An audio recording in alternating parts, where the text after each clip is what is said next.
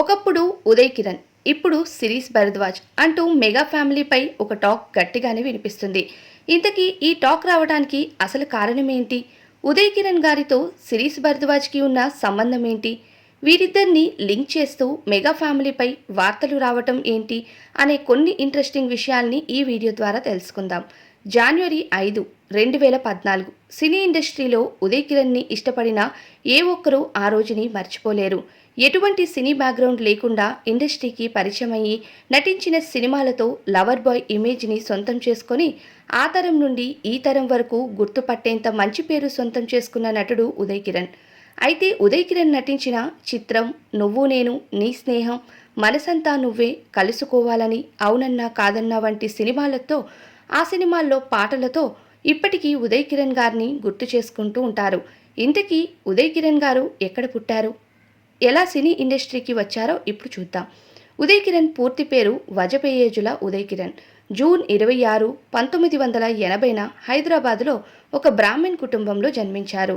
తండ్రి పేరు వివికే మూర్తి, తల్లి పేరు నిర్మల. చిన్నప్పటి నుండి ఉదయ్ కిరణ్కు యాక్టింగ్ అంటే చాలా ఇష్టం ఉండటంతో తన డిగ్రీని విస్లీ కాలేజీలో చదువుతూ ఉండగానే యాక్టింగ్ కోసం సినిమాల్లో ప్రయత్నించాడు. అలా 2000 సంవత్సరంలో కేవలం 17 ఏళ్ల వయసులోనే చిత్రం సినిమాకు హీరోగా సెలెక్ట్ అయ్యి ఆ సినిమాతో టాలీవుడ్లో యంగ్ హీరోగా మంచి సక్సెస్ని అందుకున్నారు. అలా 2001లో రిలీజ్ అయిన నువ్వు నేను సినిమాతో ఇండస్ట్రీకి వచ్చిన ఏడాదిలోనే బెస్ట్ యాక్టర్ ఫిలింఫేర్ అవార్డుని సొంతం చేసుకున్నారు ఉదయ్ కిరణ్ గారు. అలా తన సినీ కెరియర్ మంచి మంచి సినిమాలతో లవర్ బాయ్ క్రేజ్తో 2003 వరకు సినీ కెరియర్ బాగానే సాగింది. ఆ మధ్యలోనే 2003లో చిరంజీవి పెద్ద కూతురు సుష్మితతో ఎంగేజ్మెంట్ జరిగింది. అప్పుడు ఉదయ్ సినిమాలతో చాలా బిజీగా ఉండేవాడు. అప్పటికి ఉదయ్ కిరణ్కి కేవలం 20 ఏళ్ళు వయసు మాత్రమని చెప్పాలి. ఎంగేజ్మెంట్ తర్వాత ఎలాంటి వివాదాలు వచ్చాయో ఎవరికీ తెలియదు.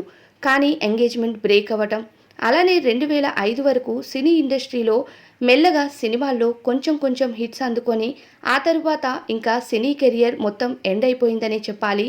ఈ ఉదయ్ కిరణ్ గారికి నటించిన సినిమాలు రిలీజ్ అయినా ఎవరికీ తెలిసేవి కాదు. కొన్ని సినిమాలు రిలీజ్కి కూడా నోచుకోలేదనే చెప్పాలి. దీనితో మెగా ఫ్యామిలీయే ఉదయ్ సినీ కెరియర్ నాశనం చేశారంటూ అప్పట్లో ఫిల్మ్ ఇండస్ట్రీలో ఈ వార్తలు బాగా వైరల్ అయ్యాయి. దీనితో ఒక ఇంటర్వ్యూకి అటెండ్ అయిన ఉదయ్ కిరణ్ గారు, నా సినీ కెరియర్ ఎవరి వల్లో నాశనం అయ్యింది అని నేను బ్లేమ్ చేయలేను. కెరియర్ బాగున్నప్పుడు నేను వేసిన కొన్ని తప్పటడుగులే నా లైఫ్కి లెసన్ అయిపోయాయి అన్నారు. నాకు సినిమాలు చేయటం పిచ్చి, అలా అని నేను ఎలాంటి యాక్షన్ సినిమాల్లో నటించలేను. జనాలు నన్ను లవర్ బాయ్గా ఆదరించారు, నాకు అవే సెట్ అవుతాయి.